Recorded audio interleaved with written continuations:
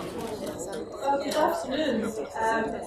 Very nice to be here in Alba with you all. And I have to say, it's the first time I've ever started a presentation with 75 people go out of the room. So I'm Allison Littlejohn, I'm Professor of Learning Technology and Academic Director for Digital Innovation at the Open University UK, the other Open University, not one that Martin is just leaving actually. And today I'd like to discuss with you something about informal professional learning. I lead a research programme at the Open University in professional learning. It's professional and digital learning, so how people learn for work, in and for work, and how we use various technologies. And I'd like to just discuss some of the questions that have been we've been thinking about, particularly in terms of networked learning. I'll maybe give you some questions rather than necessarily all the answers, which we don't have. But to give you a little snapshot into some of the problems we've identified when working with various professionals from different sectors. And I'd like to start off by thinking about what I mean by professional learning. I'm very influenced by the work of Michael Ehret. Please put up your hand if you've read the work of Michael Ehret. Yeah, some of you have, and he's written really seminal work about how people learn through work. And so this topology here is inspired by some of his work. It's not actually a topology that he wrote, but from some of his papers. And one of the things that he said was that when people learn for work, sometimes learning is intentional and planned, like a course, and often it's unintentional and unplanned. So the intentional learning that he describes in his papers can be the kinds of training courses. So when we ask people, when we're doing research, how do you learn at work? And they usually tell us about training courses or degree programs or other kinds of formal learning that they engage in. There's also a lot of non-formal learning, of course, which can be structured as a course, or it can be just things that people do with the intention of learning at work. These can be accredited or non-accredited. But of course, there's a lot of the unintentional learning is sometimes not even recognized as learning. You can work with a colleague over a period of time and then look back and think, gosh, I'm working very differently. I've learned quite a lot through my work. So sometimes learning is not even acknowledged. So from a research point of view, that makes it very difficult to really get to the bottom of what it is people learn and how they learn. In recent years, there's been a lot of discussion about massive open online courses as a mechanism for professional learning. There have been lots of studies on it. Many employers seem to be in favour of it. In fact, some organisations are actually running their own massive open online courses. I'm not going to go into the description of a massive open online course, but please put up your hand if you've not heard of a MOOC or you don't know what a MOOC is. Great, you all know what MOOCs are. So the way that professional development has been instantiated through MOOCs is it's not very clear about the power of the designs and the way that they've been instantiated for learning. But there have been a lot of claims that MOOCs offer some disruptive democratization of learning because they tend to be more open than conventional courses and so on. But some of these claims are really unsubstantiated. So here's the definition from the International Federation of Library Associations about what that disruptive democratization might mean. So decentralized, this idea of learning in a network, structuring and disseminating ideas and innovations, open, participatory, and so on. So there have been a lot of claims that this is what learning in a MOOC is really like. And of course, massive open online course is a term that's been applied to lots of different types of course designs, some of them not massive really. They have relatively small numbers of people. Some of them these days not even open. They're usually online and they're usually structured or intended as a course. But a MOOCs taxonomy that was quite popular a number of years ago was this idea of X-MOOCs, the kinds of MOOCs that were popularised through platforms like Coursera and edX and more recently FutureLearn. So these are MOOCs that are highly structured in a similar way to a higher education course. And that's usually contrasted with this idea of a CMOOC, connectivist MOOC, which comes from, as many of you will know, ideas from George Siemens, Stephen Downes, and other colleagues in Canada. And these CMOOCs are viewed as being less structured. So sometimes the CMOOC people say, well, we are the disruptive innovation because we allow this networking and networked learning, whereas the X-MOOCs are not. So we wanted to explore some of these claims about learning in MOOCs, particularly for professional learners. Now, one of the things that's known about MOOCs is that often the learners are very visible and they can be contributing ideas, but there are many, many invisible learners, and they're given different terms. Drop-ins, drop-outs, lurkers is a term they often apply to themselves. So we wanted to look in more depth a number of years ago when the early MOOCs were being set up as to how people actually learn, particularly professionals in MOOCs. And I was very struck by Vivian's keynote this morning and a lot of the things that she said. And I was thinking, so are MOOCs really an example of professional learning? And in particular, you were talking about this idea of collaboration and participation and so on, and having a space to imagine and desire to act differently. So do MOOCs actually allow that or not? The other thing that you said, which was very important, is that it's important for people to develop trust and social presence. So again, is that actually happening in MOOCs? So what I'm going to do is to present you with 3 examples of snippets of research and the insights that it gave us in terms of how professionals learn. The first is from quite a while back. We did some studies within the Change of Living MOOC, which was one of the first connectivist MOOCs run by George Siemens, Stephen Downes, and Dave Cormier from Athabasca University. And you can see the stats on this. It had 2,600 learners, which at the time seemed quite large for an open course. And basically this was run not on a MOOC platform, but by using an aggregator tool that pulled together all the mentions that people made using the Change of Living MOOC hashtag, and then sending that out in an email to everyone who'd registered for the course. This is just a screenshot from the course. Course platform itself gave very little instruction or information. There were instructors every week for around 26 weeks. It was up to the instructor how they designed their week. I taught in week 4, tried to put up some content and organise some activities and so on. But it was very open and relatively unstructured. So this is part of a bigger study. One of the things that we did was we interviewed participants and we asked them about their participation. And so I'm going to give you some snapshots of what some of the participants said to us. And this was out of sample 26. So some people were clearly visible and active throughout the MOOC.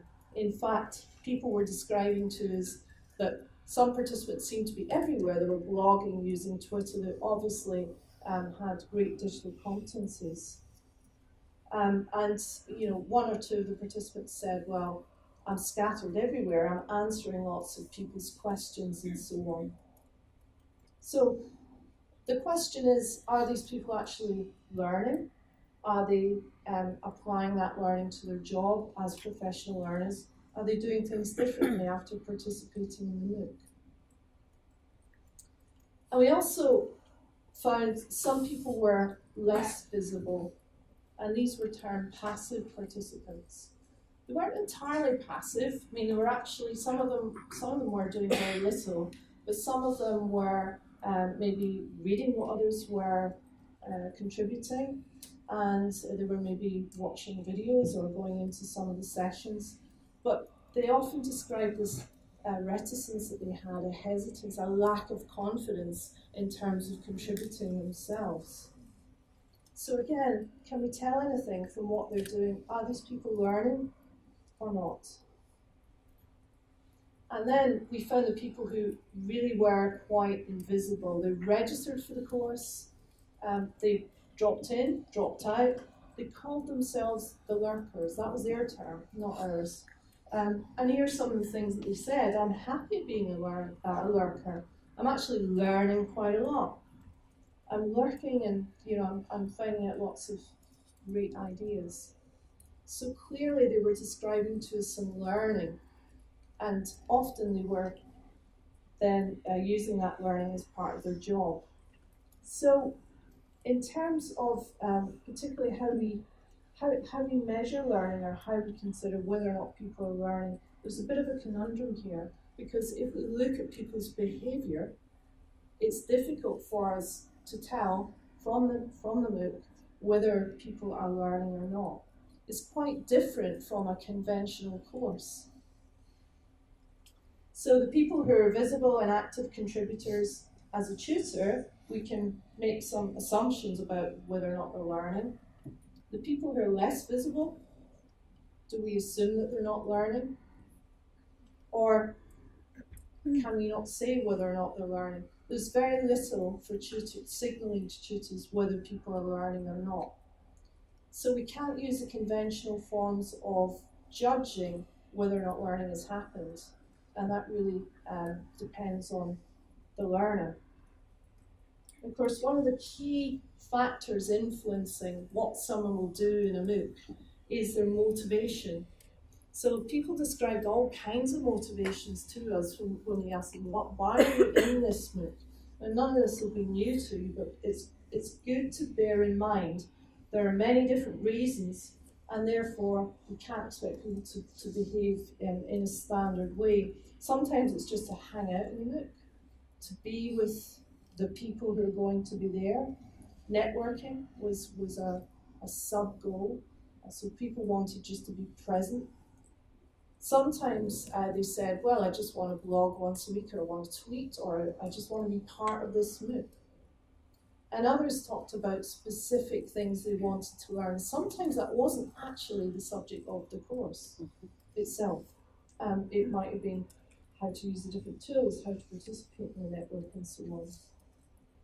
So in this first study, we were motivated to really look in a lot more depth about whether MOOCs have the potential to support people in learning, in professional learning, and learning for work. And so the theoretical lens that we've used for many of these studies is the idea of self-regulated learning, particularly the theory by Zimmerman. Now, there's a little bit of a conundrum here, because Zimmerman developed this theory mainly from data from formal learning. So, we had to question, what does this mean in a less structured environment of a MOOC, and in professional learning as well? So this was one of the issues, and we had to question our assumptions when we were applying the theory of self-regulated learning.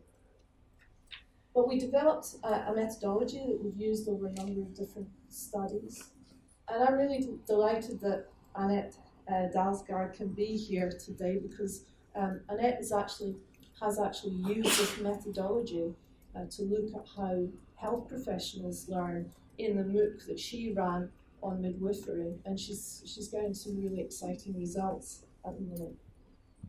So the methodology that we used was basically a quantitative survey instrument, which It's from existing instruments, and it's used to help people self-assess whether or not they're self-regulating in a MOOC. So these are the kinds of questions that we would ask them in this survey. And of course, this is self-report, so there are some limitations with that. Not only is it self-report, but we all can be highly self-regulated in some circumstances and not so highly self-regulated in others. So we wanted to ask people specifically about learning in the MOOC. And we can aggregate all that data and identify some of the key factors that are influencing learning, but also we get these individual profiles. This is what people are telling us about their learning in the MOOC. So in this case, we have someone who feels that they are quite highly self-regulated. They particularly like help seeking, which is the highest if you can't see the text at the bottom.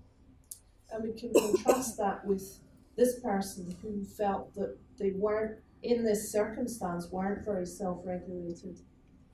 Now, someone can choose not to be self-regulated. There are many different reasons why they might want to do that. And we have to appreciate where the learner is and what they want to do at that particular time, which probably depends on their goal and motivation. But also what we have to do is identify which learners are actively learning because that's what they want to do, or not actively learning because their goal is something else, or not actively learning but they're wanting to learn and not achieving what they want. And that's, for me, a bit of a conundrum. How do we do that? This profile is quite unusual. So this is a person who views himself as quite self-regulated, but doesn't like interacting with others. So that's another question we have to ask ourselves.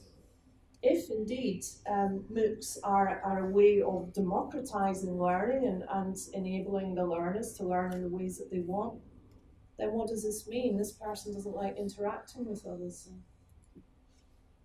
So we use this methodology in a couple of MOOCs. So one is Introduction to Data Science that was run a couple of years ago by Coursera and University of Washington. And again, you can see the stats for this MOOC. So I'll show you a couple of screenshots of the MOOC. It was, if you've participated in MOOCs in Coursera, then you'll be familiar with this kind of design. So it has an introduction, it has course videos, it had quite a number of online activities for the learners, and particularly because it was about data science, it was about making something, it was about making codes and sharing those codes. So that kind of discipline or those kinds of activities particularly lend themselves to learning in a MOOC, particularly for professionals.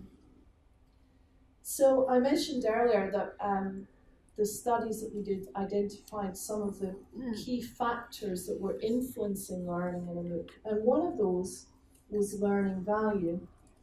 And by learning value, what I mean is that the learner not only focuses on the activity they're doing right now, but understands that what they're learning could be useful for other areas of their life or their work. So this is particularly important for professionals, that they understand that time spent in an activity can help them later on in their work. So in terms of this MOOC,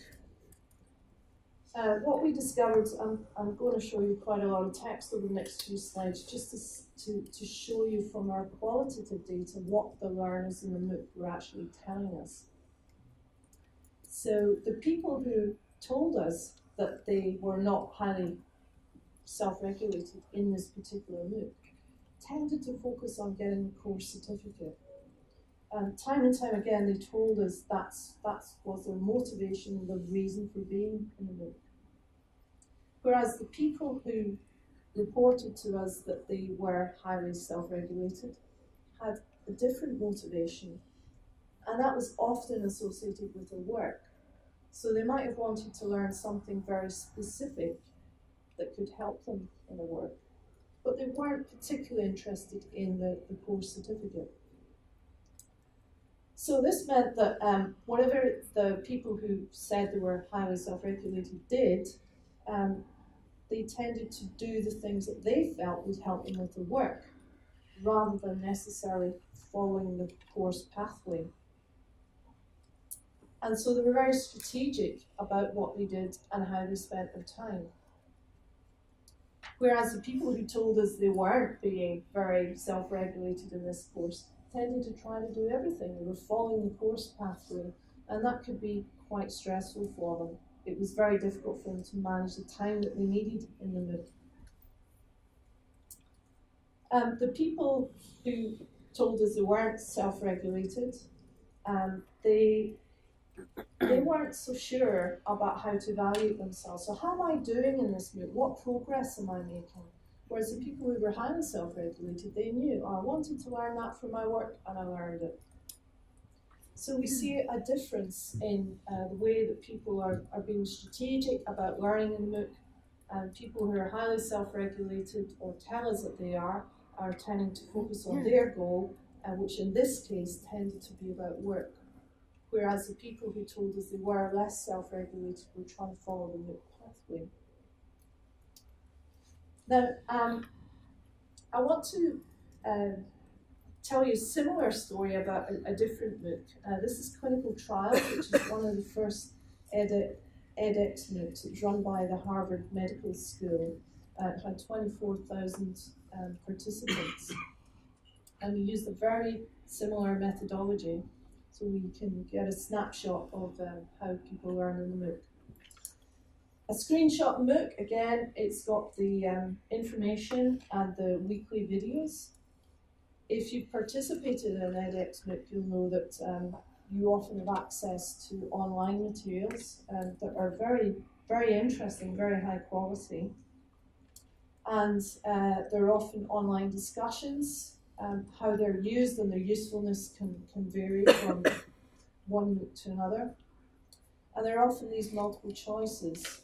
The interesting thing about this multiple choice is you can do it multiple times to try to get the right answer. There's no limit to the number of times. So the assessments on the MOOCs are a little bit questionable in terms of whether they're actually assessing learning or not. So what did the participants in this MOOC tell us about their learning? Well, in terms of the learning value, remember this is whether a professional recognises that what they're learning now can help them at some other point. So both people who reported high and low self-regulation said they were interested in the course certificate. We're not really sure why that is. It may be because it's in a different sector, so this is a health sector. It may be because it's from Harvard and they wanted a Harvard certificate. But either way, they were very focused on getting the certificate. And so the people who reported to us that they were not self-regulated in this MOOC, they tended to do as the people in the previous MOOC. They downloaded all the material, they went through the course pathway, they followed the course step by step. And they spent a lot of time to try to study all the materials. Now, the people who were highly self-regulated in this MOOC, they have a different goal. Their goal is to get the certificate. And yet, what we see is they were very strategic, again, about what they did in the MOOC. They try to work out, what do I need to do to get the certificate? And that's what they focused on doing. So again, we see a difference in the way that people are participating in a MOOC and what they're trying to do. And to summarize, the people who told us that they're self-regulated, they tend to be guided by their own motivations and goals, and that influences what they actually do within the MOOC. And how we interpret behaviour can be very complex. There's a lot of learning analytics projects at the moment. They're trying to offer support to students depending on what the student behaviour is in. And often these are, they're based on models that look at past behaviour and predict based on other people what the future outcome is going to be. And of course what we know from this data is that can be very problematic.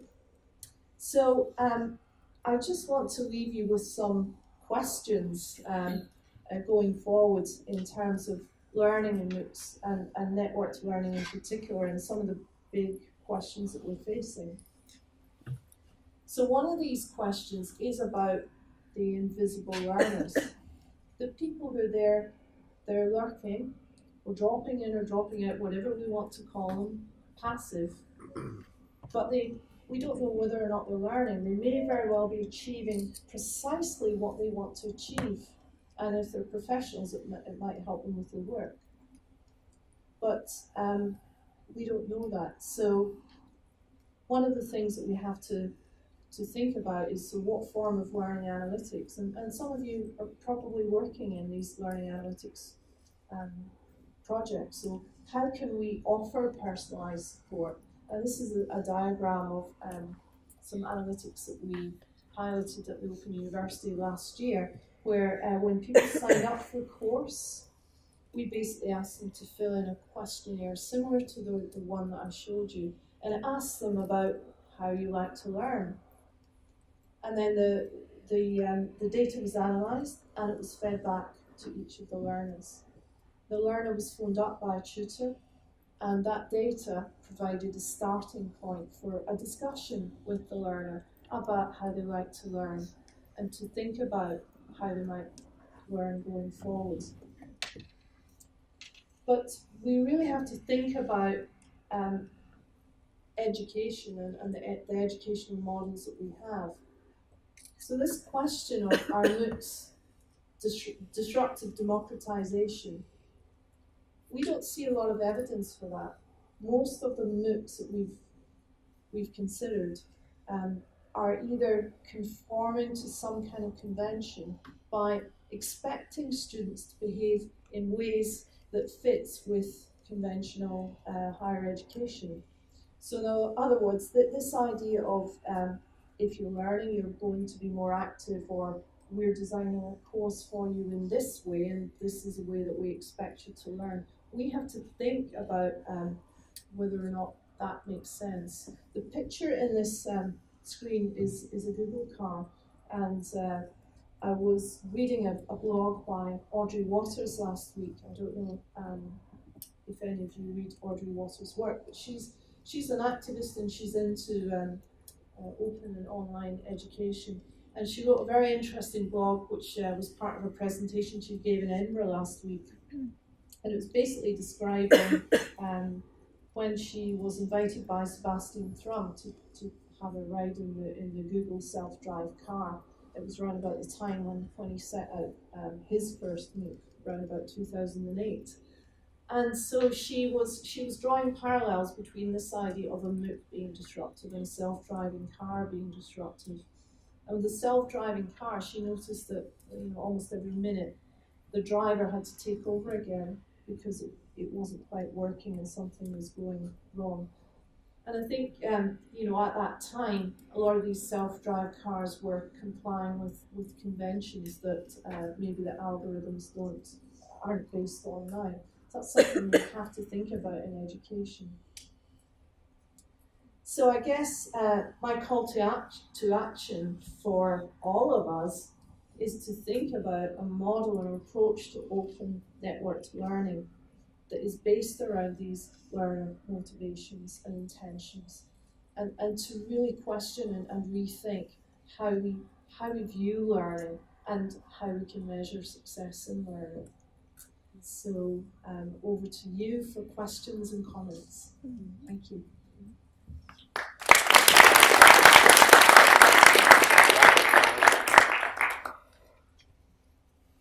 Any questions, comments, please?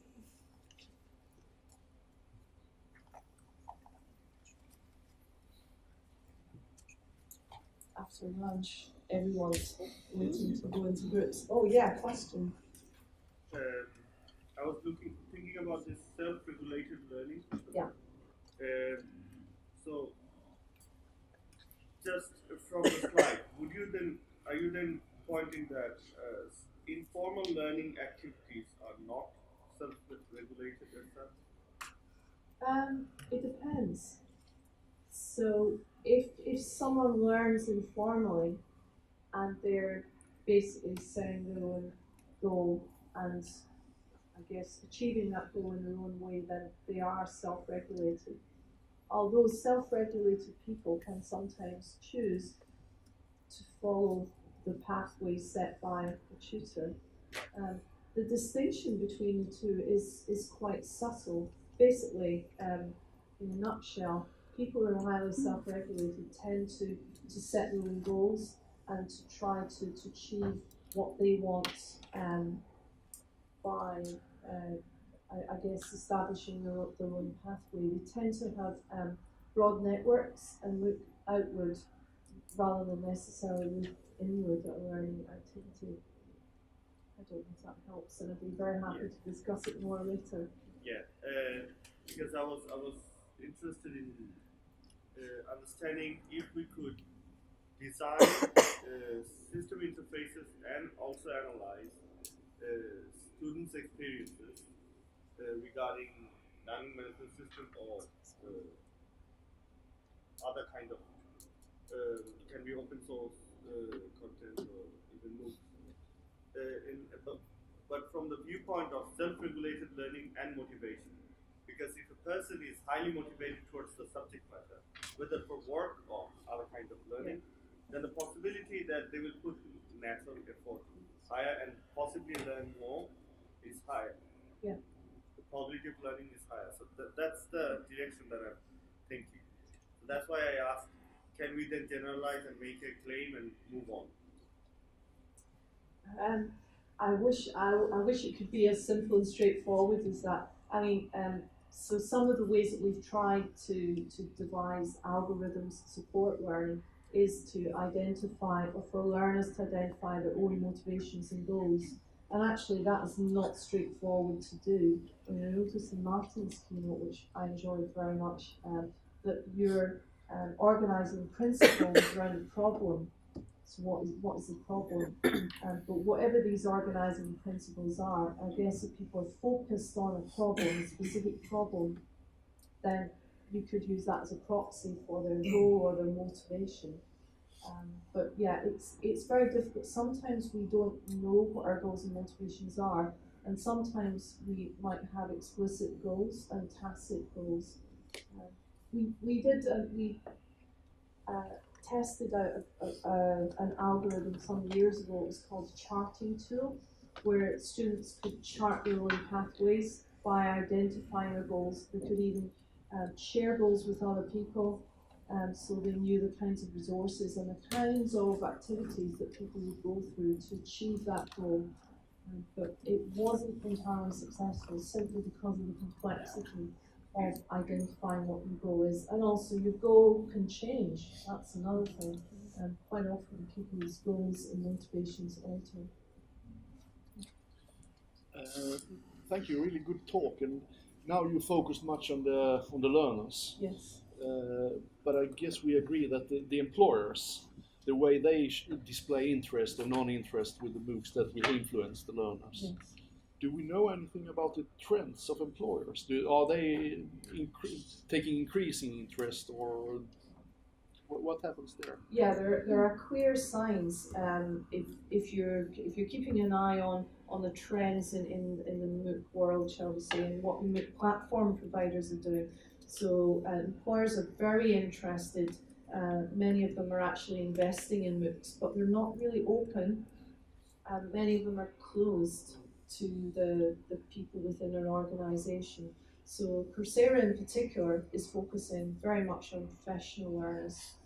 And Future Learn now has a relatively new team who've been there for a few months, and they again they're working with organisations. So we're seeing this idea of massive open online courses all being open and all being free of charge, which is another assumption. There's a bit of a change in the trends. Platform providers are charging for courses as well. A lot of universities are reducing the number of MOOCs they're providing because of their costs.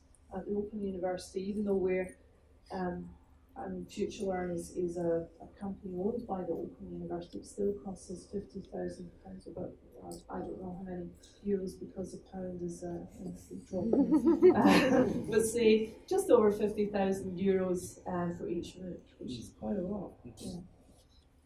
Okay. Thank you very much, Alice. Thank you.